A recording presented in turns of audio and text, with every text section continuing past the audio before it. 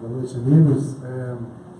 O tema de hoje é um tema especial, escolhido pela nossa palestrante, e fala para irmos além do medo. Tem medo, tu já falou de vários tipos de medo, mas eu estou vendo aqui, tem medo da adversidade, medo da autorresponsabilidade, medo da crítica, tem o medo da felicidade, por incrível que pareça, o medo da frustração, o medo de ser imperfeito, o medo de ser inadequado, o medo da morte, é outro medo muito comum, o medo da mudança, o medo da negatividade própria e alheia, o medo da opinião pública, o que é que vão dizer, o medo da perda, o medo da solidão, o medo da vida, medo da vida, medo da vulnerabilidade, de se mostrar frágil, medo de amar, também existe, medo de amar o outro, medo de competição, medo de doar, medo de errar, o medo da exposição, medo da rejeição, medo da proximidade,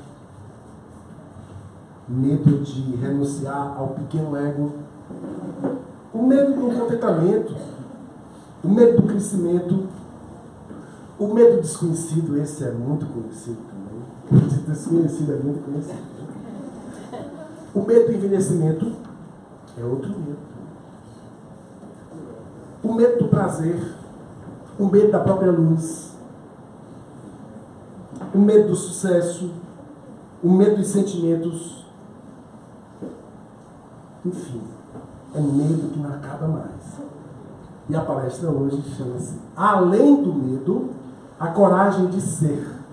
E é com muita alegria que a gente chama aqui a nossa irmã Márcia Teixeira, que preparou aqui uma palestra deliciosa, tenho certeza. Já começa com essa imagem aqui, ó. Né? Ah, medo de espíritos. Ah, mas aqui ninguém tem. Isso aí, o pessoal que já superou essa fase. Brincadeira. Medo de quê?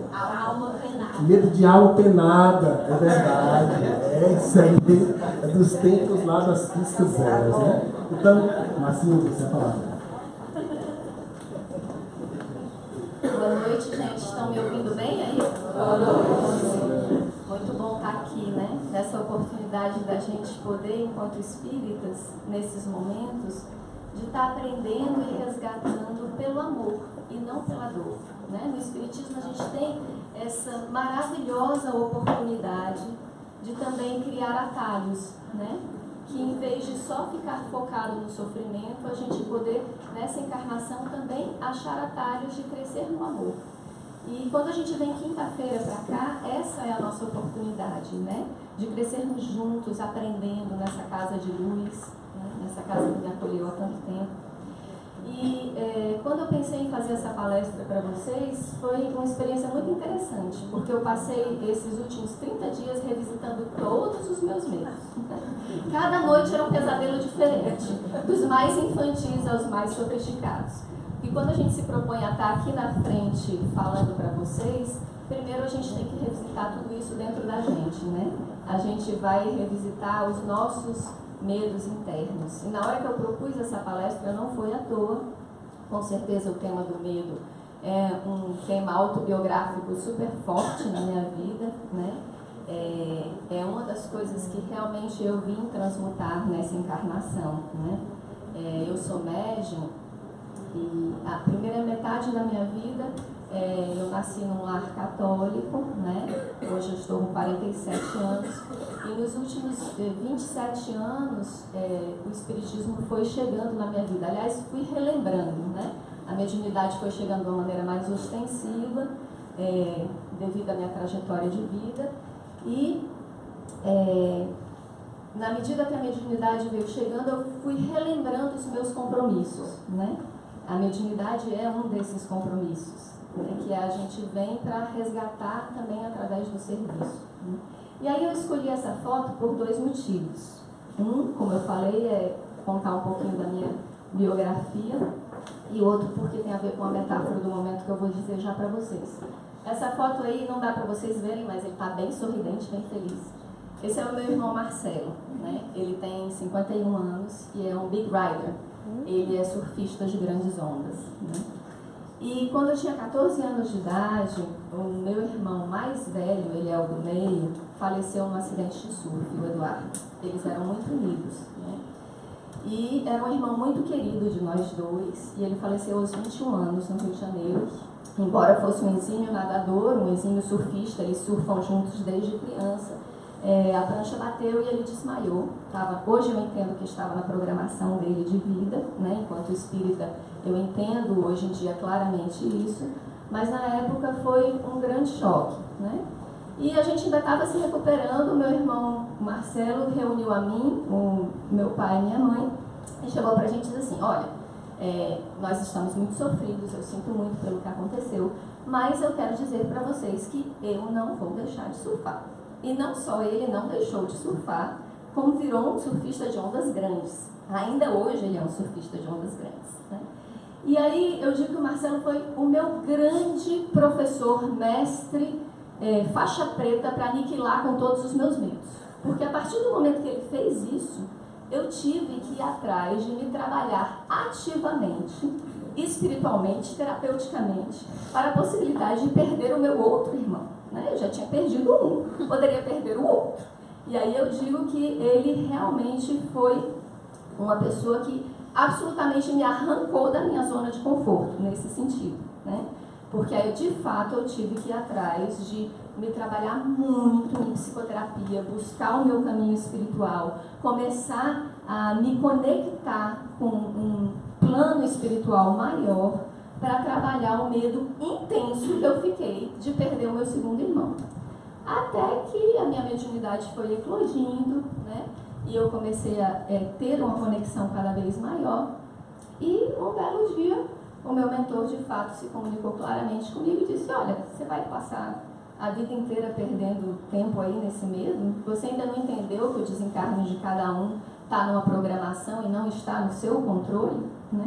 E que você está perdendo de se conectar mais profundamente com o seu irmão e vincular-se a ele com uma capa de medo, porque agora existe uma parede de medo entre vocês dois. E aí, a partir desse dia, né, quando eu recebi essa mensagem muito clara do meu mentor, eu consegui fazer as pazes com isso e entender que a gente não tem o controle de como é que cada um dos nossos entes queridos vai ou não desencarnar, né? Isso não está no nosso controle. O que a gente pode se apropriar é da nossa conexão com a nossa vida, né? Trabalhar os nossos apegos e fazer o melhor possível. E enquanto os nossos entes queridos estão aqui, a gente se vincular o mais profundamente com eles, também entendendo que quando eles não estão aqui, a vinculação vai continuar. Porque esse é um presente imenso que o Espiritismo dá pra gente. Os nossos entes queridos, eles não morrem, eles continuam vivos e nos amando profundamente, nos ajudando profundamente, numa conexão espiritual intensa. E estava na minha programação passar por lutos muito jovem, né? Eu passei por alguns lutos familiares bem cedo na minha vida. E devido a isso, a conexão espiritual e a mediunidade se fortaleceu muito. E ao mesmo tempo eu claramente entendi que as pessoas que a gente ama e que partem, eles continuam vivos do lado de lá. Quando eu tinha 7 anos de idade, a minha avó materna, que eu chamava carinhosamente de Grânia, era o apelido dela, ela ficou viúva e veio morar com a gente, né? E ela foi uma segunda mãe, uma pessoa muito importante na minha vida, né? Me criou, foi realmente uma pessoa assim, muito chave. Mas como semelhantes atraem semelhantes, eu já vinha com a minha bagagem de medo. Minha avó era uma pessoa que tinha muito medo. Hoje em dia, na psicologia, ela seria diagnosticada com o que a gente chama de TAG, transtorno de ansiedade generalizada. Porque quando o medo vira muito forte, às vezes ele vira patológico, né?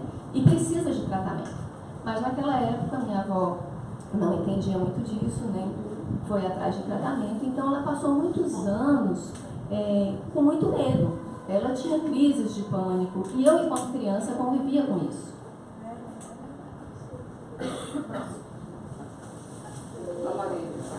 ligado no computador. Eu acho que tu vai ter que fazer para onde eu te peço. Então, esse é um quadro que eu acho fantástico, né? O grito do norueguês Munch. E quando a gente olha e respira nele, a gente vê que o medo, ele cria um campo de ressonância, né? E a gente tem que cuidar dos nossos medos, porque as nossas crianças, elas captam os nossos medos. Então, eu que convivi aos 7 anos de idade com uma pessoa que tinha pânico, né, e um nível de ansiedade muito alta, aquele medo ressoava fortemente em mim, né? E eu não entendia por que minha avó tinha tanto medo da vida, né? Um medo muito intenso mesmo, a ponto de chegar a sabotar alguns dos talentos delas, né? Ela era uma exímia pintora, mas chegou uma hora que ela começou a querer parar de pintar, porque o medo, ele também às vezes puxa o perfeccionismo, né? Vocês estavam listando aqui vários medos. Um é o medo da crítica. E, embora fosse uma pintora maravilhosa, chegou uma hora que ela disse, não, as tintas estão me dando alergia. E depois eu entendi que não era isso, era o medo da exposição, era o medo da crítica. E aí foi muito interessante, porque depois que a minha avó desencarnou, e como eu sou médium, eu recebo sonhos, às vezes com muita clareza, eu tive um sonho que também foi um grande presente, né? Ela apareceu para mim uns 2 anos já depois do desencarne, claramente ela disse assim, minha filha, eu perdi essa encarnação por causa do medo. E ela me mostrava assim a cicatriz do câncer que ela tinha se recuperado. Ela falou, eu já estou boa, mas eu estou voltando para te dizer que não deixe isso acontecer na sua vida. Não permita que os seus talentos, né, ou que tudo que você tem para fazer seja sabotado pelo medo. Porque muitas das coisas que eu precisava fazer, dos talentos artísticos que eu tinha, eu desperdicei, bloqueada, congelada, aterrorizada pelo medo. E eu estou aqui te dizendo, e eu acordei com isso muito claro, né? E aí, a partir daí, eu me prometi que eu traçaria diariamente uma trajetória de enfrentamento, né? Por mim e por ela, para honrar tudo que ela me ensinou, para honrar todo o amor que ela me deu, né? E aí é por isso que eu decidi falar dessas coisas hoje para vocês, né? E aí, quando a gente pensa nessa história do medo, o medo, ele é natural, ele é inerente à nossa encarnação a partir do momento que a gente vem para esse planeta de provas e expiações e que nós, especialmente, escolhemos encarnar em tempos tão trevosos, né?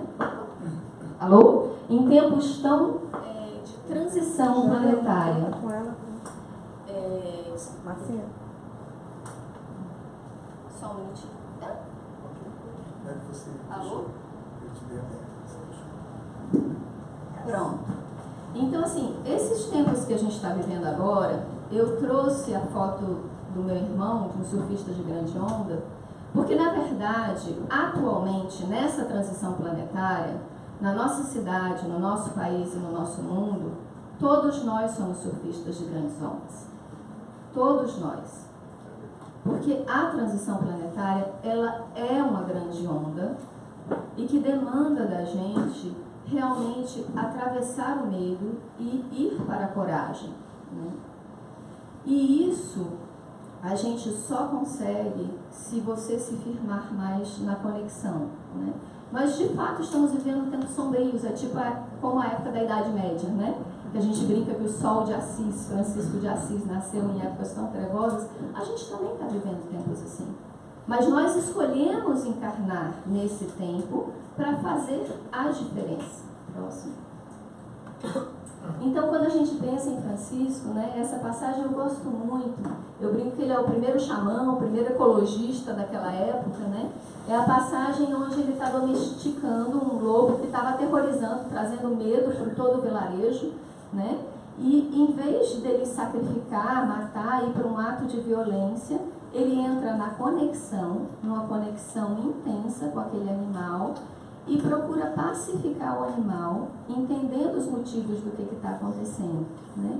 E Francisco é um exemplo muito interessante de como combater o medo, assim como os grandes iluminados, né? Jesus nem se fala, mas Buda, Gandhi, outros que passaram por aqui também, mais dentro da humanidade, num patamar bem menor do que Jesus. Mas assim, mesmo Jesus, ele dizia, não sou eu em conexão, né? Na hora que eu me entrego ao meu Deus interior, na hora que eu estou em conexão com o todo, que eu me torno teia, né? Que eu entro na conexão com tudo que é vivo, aí os milagres são possíveis. Se você tiver a fé de um grão de mostarda, você será possível de remover montanhas. O que isso significa? Significa que se você está numa conexão mais profunda, nesse ponto você atravessa o medo. Próximo. Então, assim, 3 aspectos fundamentais da salvação. Né? Como é que a gente se salva do medo? Como é que a gente entra numa conexão maior? Primeiro, somente você mesmo pode efetuar a sua salvação. Dentro da perspectiva espírita, né? A primeira coisa é a ideia da autorresponsabilidade. Você tem que empreender essa jornada. Você tem que querer sair do egoísmo e da separatividade para uma conexão maior. E isso demanda uma jornada, isso dá trabalho. É um trabalho, inclusive, diário. É uma meta de vida, né? E aí é muito interessante, porque quando a gente vai ler, por exemplo, a história de Emmanuel, nessas férias eu estava lendo a autobiografia dele, do começo da vida dele, né? Na época de Roma, quando ele encontra Jesus, que é o livro 2000 anos, onde ele descreve as primeiras encarnações dele. Dá até esperança, gente, porque Emmanuel era um estrupício. Eu falei, nossa, se ele era desse jeito, há esperança para nós, porque ele era terrível. Ele era de uma arrogância, de uma prepotência tamanha, que ele encontrou Jesus. Ele estava com a filha dele praticamente para morrer. E ele encontrou Jesus. E Jesus curou a filha dele. E mesmo assim, ele não se converteu. E aí Jesus, vendo que o coração dele era muito endurecido, diz, não, eu vou curar, mas eu vou curar por causa da sua mulher Lívia, que tem um coração altamente desenvolvido. Você vai ter que esperar 2000 anos. Eu te dou a chance agora, mas eu já estou vendo que você não vai poder pegar essa chance agora. Você espera 2000 anos para a gente se reencontrar, né? E de fato, Emmanuel vai fazer uma longa jornada para se curar do egoísmo, da prepotência, da separatividade, até poder se conectar com Jesus dentro dele, com o eu superior dele. E aí o outro aspecto é que você não pode fazer isso sozinho. Existe a lei da fraternidade. É por isso que a gente está aqui hoje. É por isso que os espíritos também nos mandam, os nossos anjos da guarda. É por isso que o plano espiritual interage o tempo todo conosco, nos ajudando. É por isso que há aspectos na nossa sombra que às vezes a gente precisa mesmo de uma terapia, ou de um amigo, ou de um grupo de crescimento, ou estar num grupo de autoconhecimento como o Pathwork, onde o outro vai poder dizer, olha, a tua sombra é assim. Porque tem aspectos da nossa sombra que a gente não consegue enxergar sozinho, que a gente precisa do outro. E Francisco já sabia disso quando ele pregava o tempo todo a vida comunitária, né?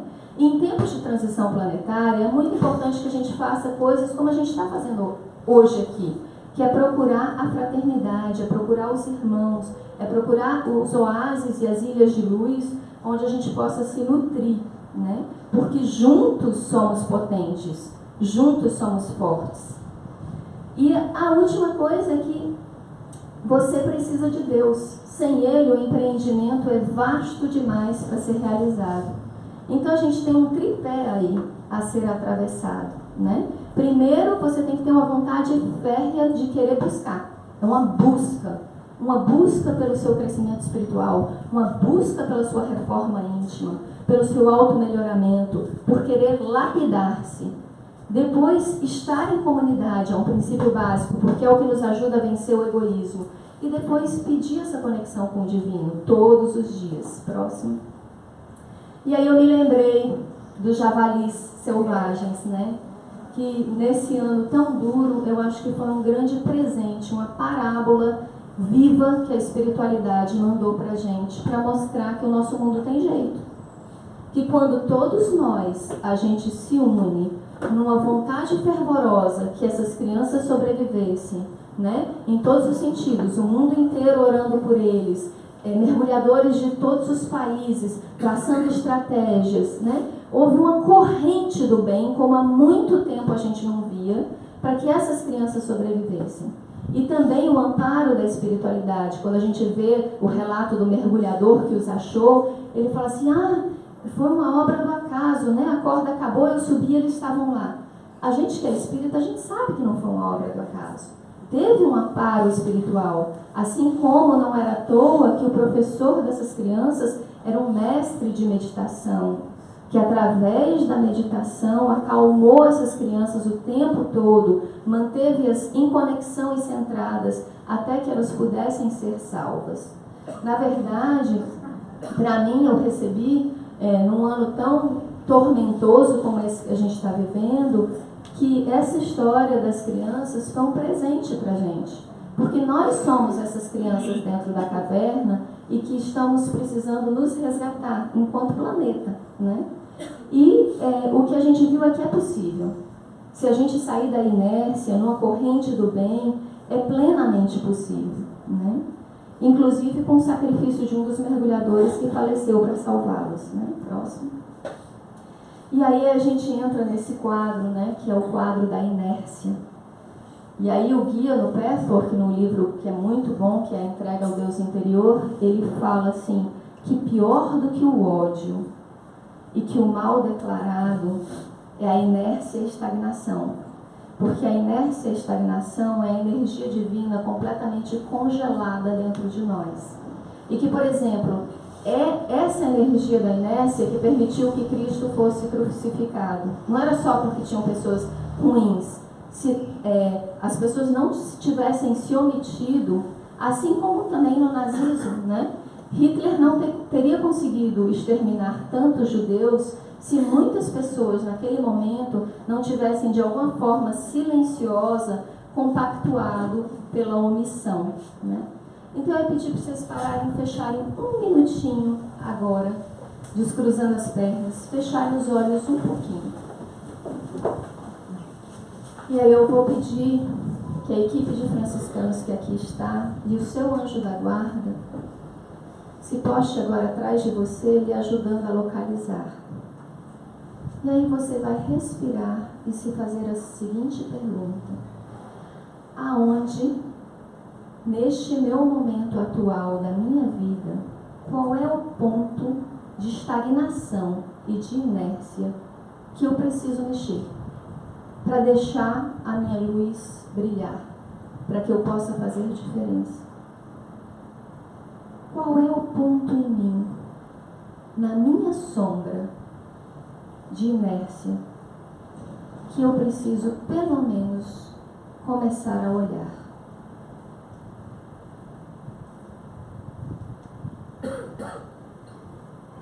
E se você não conseguir localizar imediatamente ele agora, essa vai ser a sua tarefa da semana, do mês.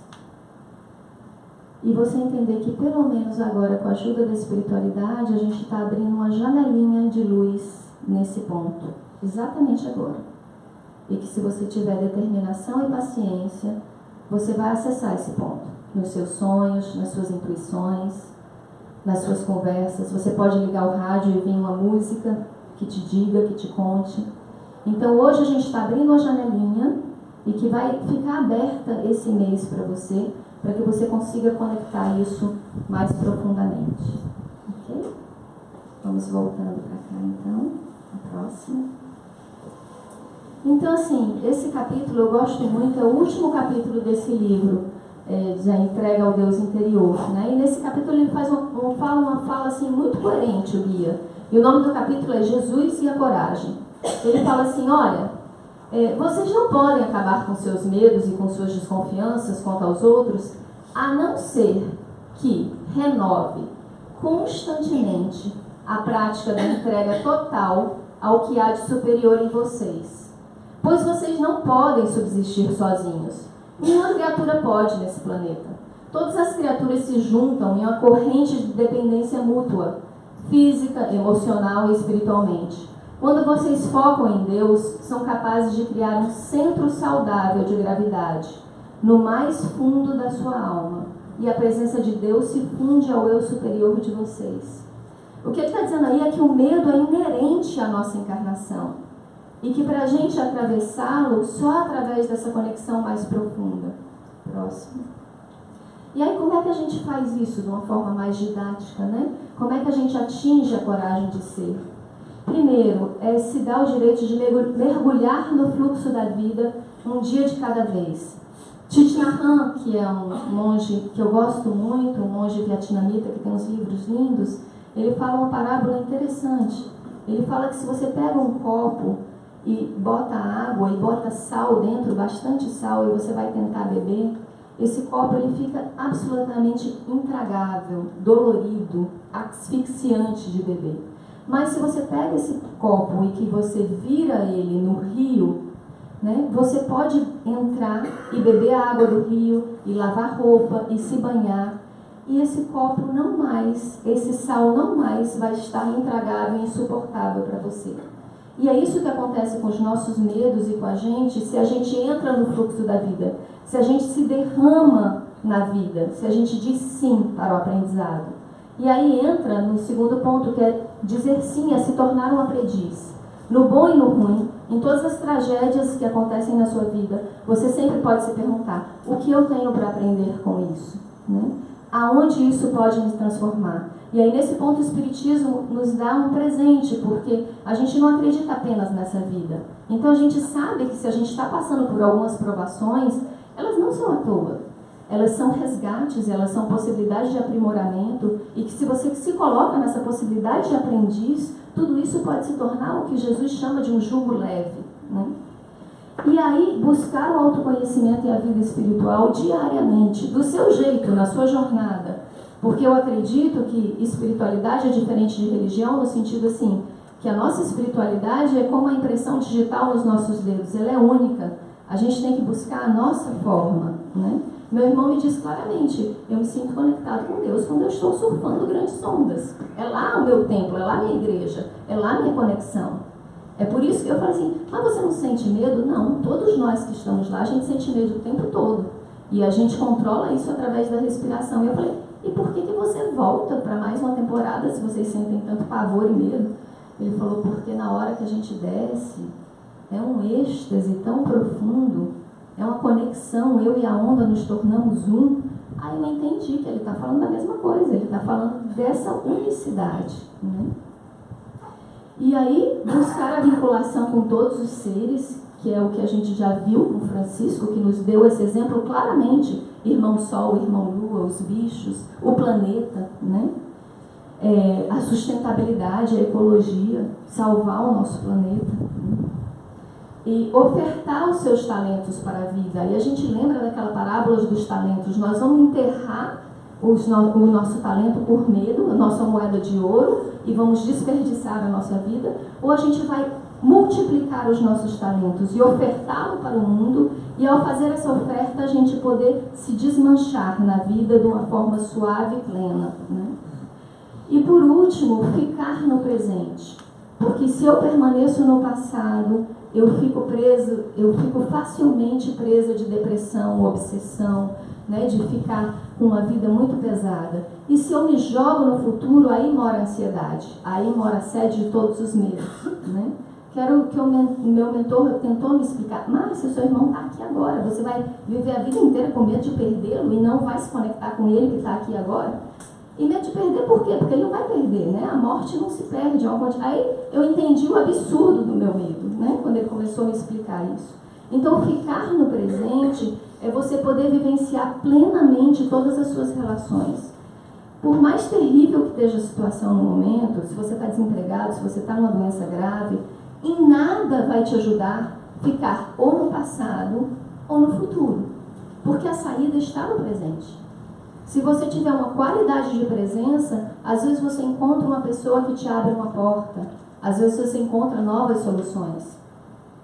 E o mundo, a gente está desesperadamente precisando de qualidade de presença. É sair das distrações para uma presença genuína uns com os outros. Né? Sair do mundo virtual para um contato genuíno uns com os outros. Próximo. Peraí, volta aí só um minuto, a gente... Marcinha. Oi. Só um pouquinho pra cá. Eu pulei o 3, importantíssimo. Buscar o silêncio. A gente está num mundo cada vez mais barulhento, mais cheio de estímulos, enlouquecedoramente apavorante se você deixar. Se você abrir a televisão 5 horas da manhã, é um mar de desgraça. Então, assim, hoje o silêncio é o melhor antídoto para você buscar a conexão. Porque sem o silêncio, você vai só reagir a essas ondas de medo, a essas ondas de pânico, né? É no silêncio e buscando a possibilidade da meditação que você consegue sair da matrix dos comportamentos repetitivos e condicionados. É que você consegue sair do karma familiar, do karma de uma nação, para os comportamentos originais. Todos os grandes mestres, todos os grandes iluminados, até mesmo Jesus, que era Jesus, buscava a natureza, o silêncio, momentos de meditação, momentos de isolamento, para se reabastecer, se reenergizar. Porque é no silêncio que a gente pode descobrir aquilo que só a gente veio fazer no mundo. Jung dizia que cada um de nós, como a nossa impressão digital, tem um talento único para ser ofertado para o planeta. Só que a gente não consegue descobrir isso na barulheira. Se você não buscar sempre na sua vida o silêncio, você não vai descobrir o seu propósito de vida, nem a sua originalidade. Vamos todo mundo ser em série, né? Hoje em dia é muito assim, todos parecidinhos, né? O corte de cabelo, a forma de falar. Se a gente quer buscar o nosso real propósito de vida e a nossa originalidade, a gente precisa cultivar o silêncio na nossa vida. E também, se a gente quiser de fato amar o nosso semelhante, a gente precisa do silêncio. Porque se não há silêncio na gente, em nós, você não vai de fato conseguir ouvir o outro. Ouvir seu filho de verdade, ouvir seu companheiro, sua companheira. Porque a escuta verdadeira e a ação verdadeira de cura, ela precede do silêncio. Sem o silêncio, às vezes a gente está só reagindo ou respondendo de qualquer jeito, ou respondendo uma resposta condicionada. A originalidade da sua vida não vem sem o silêncio. Próximo. E aí eu queria deixar para vocês essa imagem da gente mergulhar, da gente conseguir chegar ao final da vida. Não importa quanto tempo de vida a gente tenha, se a gente vai viver 21 anos como meu irmão, se a gente vai viver 2 anos como uma criança que falece cedo, ou se vamos chegar aos 100 e poucos, mas que possa ser desse jeito, com a coragem de ser, que a gente não desperdice essa encarnação por medo, nem na paralisia, nem na inércia. Então eu sinceramente espero que essa semana e esse mês vocês consigam olhar para o ponto de inércia em vocês e se empenhar em transformá-lo. Boa noite.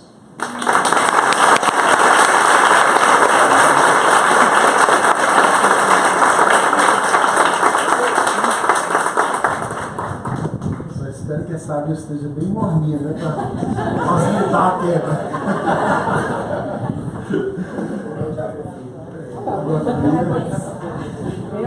Você quer pensar no futuro, no futuro, Águazinha morna, águazinha morna, tá? Bem, Marcinha, obrigado pelo presente. Alguém que fazer alguma pergunta sobre o medo, o medo do seu vizinho, basta levantar o braço e aí a gente vai tentar responder aqui, nossos universitários. Não? Vê se na internet também. Vê se tem aí no Facebook. O pessoal pode perguntar também, agora é a vez de vocês. Eu sei que tem um delay, demora aí uns 10 segundos para que o que eu falei agora chegue lá. Não. Se alguém quiser perguntar antes, pode ficar à vontade, só levantar o braço. Não? Oi? Estão com medo de perguntar. Nenhuma pergunta? Opa, pois não, Charles. O outro lado não está legal, né? Por causa da briga, né? Não tá. A pergunta é se o medo ele também não pode ser algo positivo. Se ele não pode, por exemplo, evitar que a gente faça algo que pode ser ruim para a gente. Em alguns momentos o medo pode ser bom. Joia. O medo pode ser positivo ou há momentos em que é necessário termos medo. Então, quem vai responder? Márcia? Márcia pediu. Márcia pediu. Ô Charles, obrigada. Aqui presente de fato, o que a gente está falando aqui é do medo que paralisa. Mas o medo ele é necessário, ele é fundamental, até para a preservação da nossa vida, né? Para que a gente pense no que nos é lícito, no que nos é ilícito. O que a gente precisa ver é quando ele se torna paralisante ou patológico, ou está nos impedindo de viver plenamente a nossa encarnação. Mas ele tem uma função de proteção, sim. Se um ser humano fica completamente sem medo, ele fica em risco, né? Em risco de muita coisa. Ele pode perder a prudência e, sem querer, virar um suicídio involuntário, por exemplo, né? Eu penso dessa forma, mas se o Jânio quiser... Não, perfeito. Concordado. Perfeito. Então, tem um medo saudável, né? A pessoa atravessar Léo Rocha Soares 6 da noite sem olhar, é melhor ter medo, né? Opa, pois não? Assim, me veio à mente agora o exemplo de uma pessoa que tem medo de alguma coisa, mas ela provoca e busca isso. Um exemplo rápido para ver se ela entendeu, se ela me explica assim. Essa pessoa, ela tem muito medo de ficar só. Ela tem tanto medo que ela se isola. O que é isso? Eu queria que pudesse dar uma rápida explicação. Só viaja só, faz as coisas só. Por medo de ficar só, ela busca esse medo. Será que ela está fazendo certo? Se ela está agindo? Muito legal essa pergunta. Não é? Então, peraí, deixa eu ver se eu entendi, que é o tempo que os HDs aqui processam a informação. Vamos lá, pensando aí, começa com... Deixa eu ver se eu entendi. A pessoa tem medo de uma coisa, mas procura aquela coisa. Isso. Tem medo da solidão, aí procura exatamente a solidão. Viajar só, se divertir Mas só. eu queria que eu tentasse explicar isso, por quê, como é. Eu conheço uma pessoa assim, uma pessoa maravilhosa, mas ela é assim. Eu queria agora me ver a cabeça. Essa pessoa e a torcida do Flamengo tem esse tipo de comportamento. É muito mais comum do que você imagina. Quem quer falar sobre o medo e o desejo? Aquilo que... Pronto, a Maria pediu para começar a responder. Trabalhar o meu medo. A gente chama muito de reação contrafóbica, né? A fobia, o medo, a ansiedade, e aí muitas vezes dispara a reação contra, que é a contrafobia. Em que sentido? Você deu o exemplo da solidão. Então, por tanto medo de solidão, a pessoa já nem acredita que ela pode ter companhia, cumplicidade, parceria, e já vai para o isolamento, ou ela própria se retira, né? Outro grande exemplo é do abandono. Claro que aqui nessa plateia ninguém tem medo de abandono, né? Todo mundo está curado, está com a alma saudável, livre, mas às vezes o medo é tão grande do abandono, é uma marca tão grande, é uma imagem, um registro, que a pessoa não se permite viver uma relação no presente, né? Como falou a Marcinha, ela já vai, eu vou abandonar antes de ser abandonada. Não sei se vocês conhecem alguém assim, né? Às vezes nem começa. E aí outras que é a rejeição, não, eu já rejeito antes de ser rejeitado. Nós estamos reproduzindo e recriando essa parte nossa que precisa ser transformada. Primeiro reconhecida e depois transformada. É uma grande pergunta, mas Freud explica. Excelente pergunta. E o Tom também tem uma complementazinha aqui. Só um adendo aqui. Que tem aquele caso das pessoas que têm